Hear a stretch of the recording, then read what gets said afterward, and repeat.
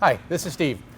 I'm here with Chris today. Chris is a first-time MagneGas user. He actually works for MagneGas, but he's never cut with MagneGas before. Correct. Okay.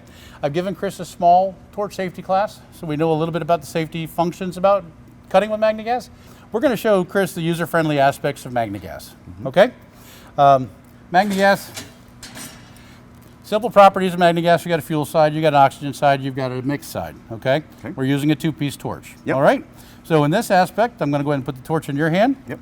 We're going to introduce a small amount of MagneGas, large dial. Just a small amount. Okay.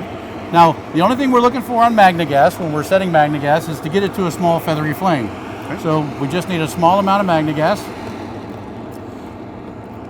Feathery flame. Okay. Now we're going to introduce oxygen. As we introduce the oxygen, we're going to start to see primaries. Once the primaries form, we're going to go hold down the oxygen exhaust. And we're going to go through and we're going to see the primaries will set and then they'll start to change colors. Okay. They'll go from a white to a blue to a purple. We like the blue. Okay? Blue, okay. So this is how we're going to cut with MagneGas. Yep.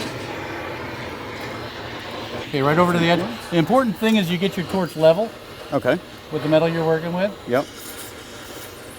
Gotcha. So it's really getting those ember. Yeah, you want to get the primaries right down on the metal. Okay. Okay, right over to the edge, half on, half off, and give it the oxygen. There we go. Go ahead and move.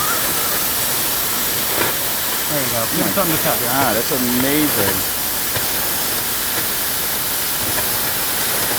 You're doing great. Nice and steady. Nice and steady.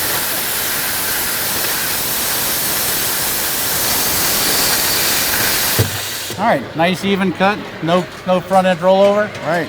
It was a nice cut, good speed. That was fantastic, man.